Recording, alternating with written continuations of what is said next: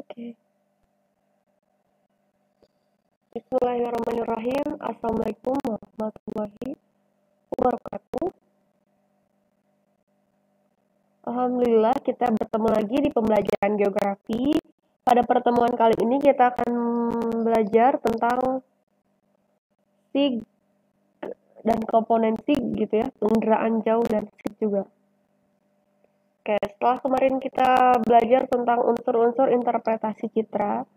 Contohnya di sini ada citra. Citra itu semacam rekaman objek permukaan rekaman sebagian permukaan bumi ya, baik menggunakan kamera maupun menggunakan satelit gitu ya.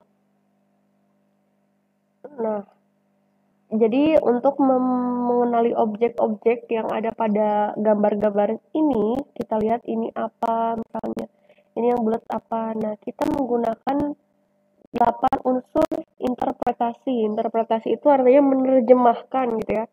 Dari mulai bentuk, jadi bentuk itu ada yang bulat, ada yang persegi, ada yang letter U. Kita sering lihat bahwa kalau sekolah biasanya itu berletter U gitu ya, mengelilingi lapang sekolah. Kemudian kalau misalnya gedung, misalnya persegi gitu ya.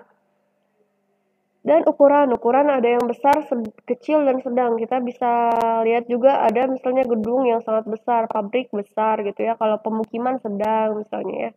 Kalau misalnya pertokoan kecil gitu. Dan rona itu gelap, terang, suatu objek gitu ya. Nah, rona ini biasanya dipengaruhi oleh adanya kandungan air atau tidak pada suatu objek. Biasanya objek yang padat gitu ya, seperti gedung, seperti loteng, seperti atap rumah kita, biasanya memantulkan cahaya, memantulkan sinar matahari kembali gitu ya, yang akhirnya direkam menjadi terang gitu ya. Kalau di sini ada ini stadion ya, lihat. Stadion ini dia memantulkan cahaya pada objek ini sehingga ronanya itu terang gitu ya. Berbeda dengan tumbuhan-tumbuhan di sini yang pohon-pohon, ini cenderung berwarna gelap gitu ya.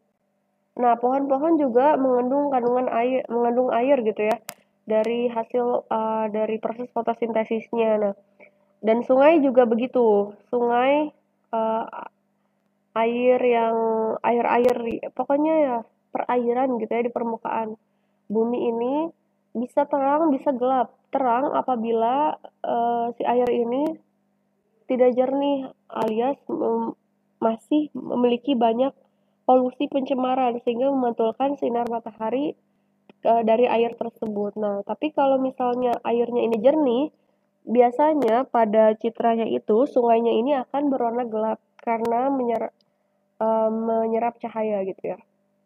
Nah, kalau kita lihat di sini ada tekstur, ada kasar, ada halus. Kita lihat bahwa jalan raya nih. Jalan raya ini teksturnya halus atau kasar?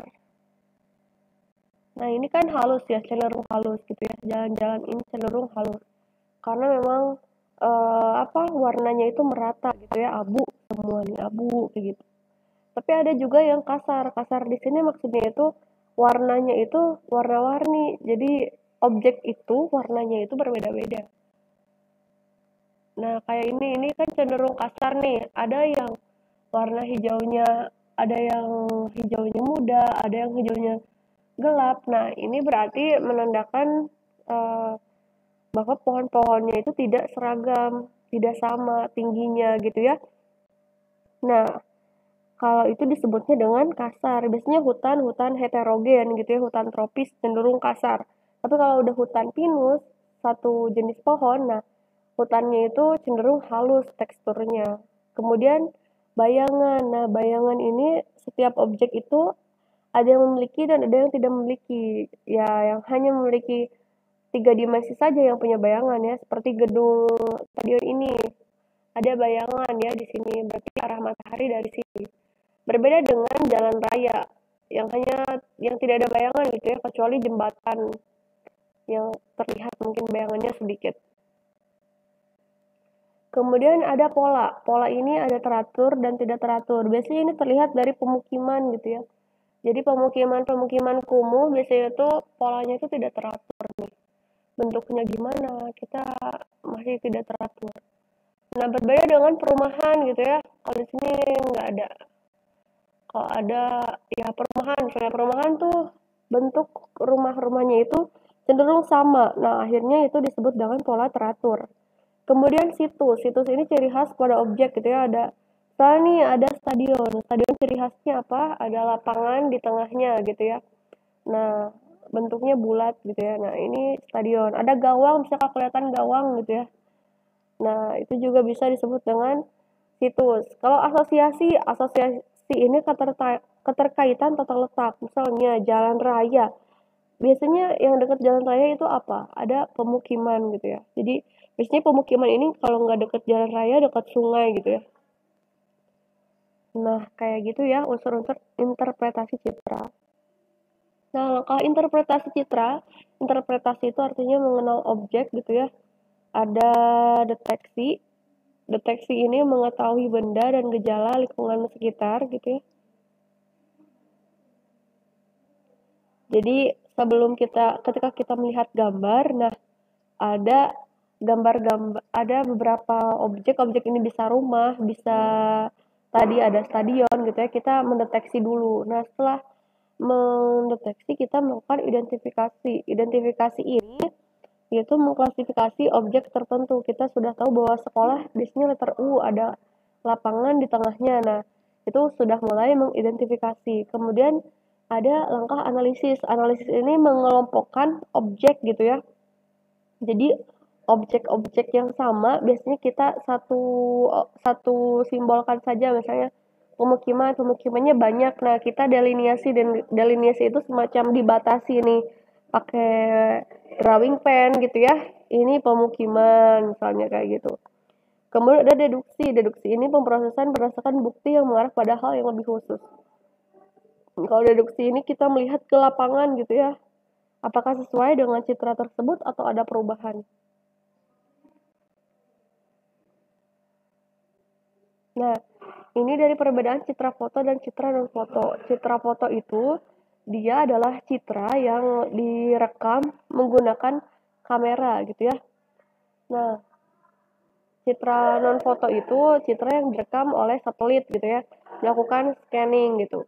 Citra foto ini perbedaannya itu bagaimana dari beberapa unsur yang kita gunakan gitu ya. Yang pertama ada sensor gitu ya. Citra foto, sensor itu adalah alat untuk merekam objeknya. Citra foto menggunakan sensor kamera, nah sementara citra non foto menggunakan non kamera melalui pemindaian atau scanning menggunakan satelit gitu ya.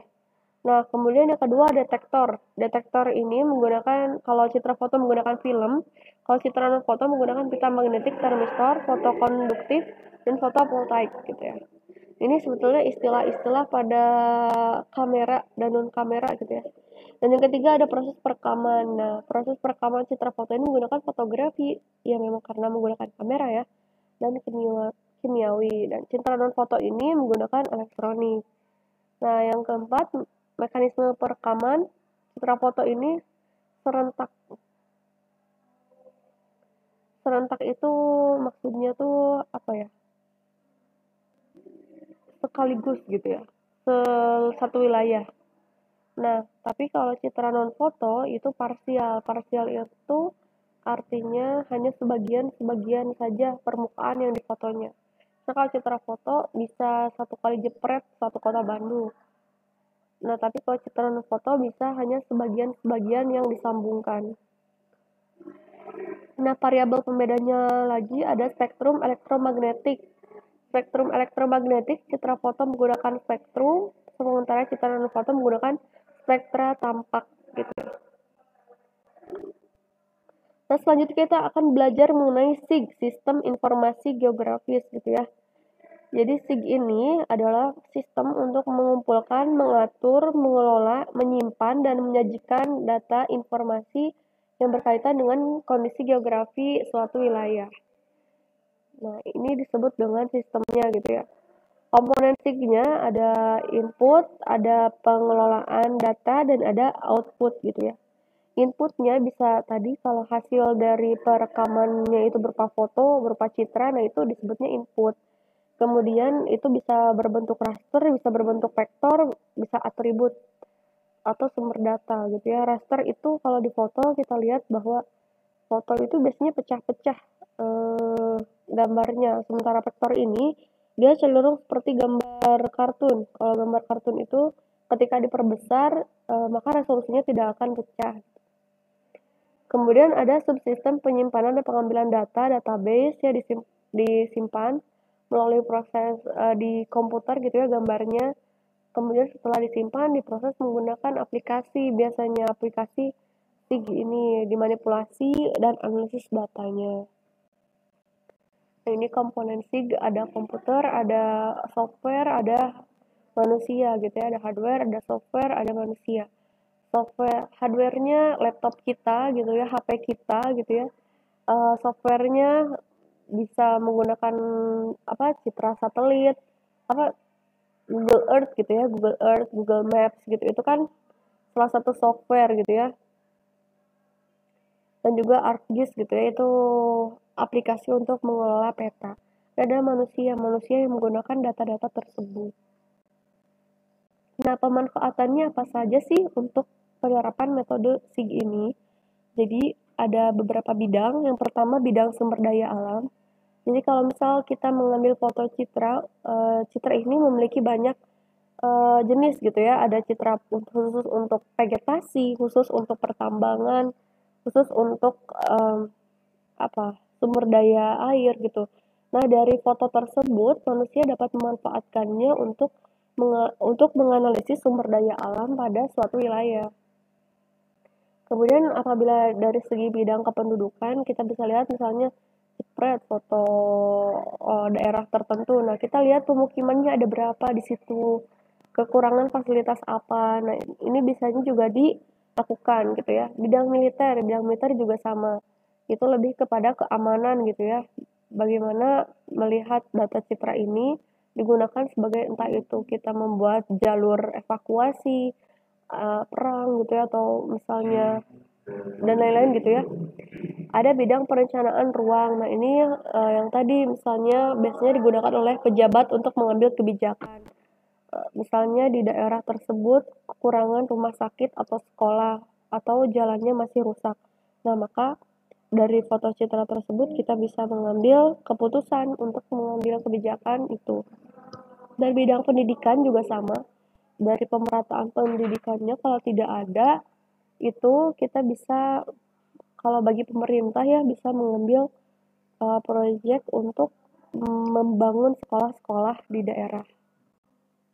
Oke, sekian dari Ibu. Mungkin ini hanya sekilas saja ya mengenai SIG dan komponen SIG. Ibu harap kalian membaca lebih lengkapnya di modul atau sumber manapun. Dan apabila ada yang ditanyakan, silahkan disampaikan. Terima kasih. Mohon maaf apabila banyak salah kata. Subhanakallahumma bihamdika asyhadu an la ilaha illa anta astaghfiruka wa atubu ilaik. Wassalamualaikum warahmatullahi wabarakatuh.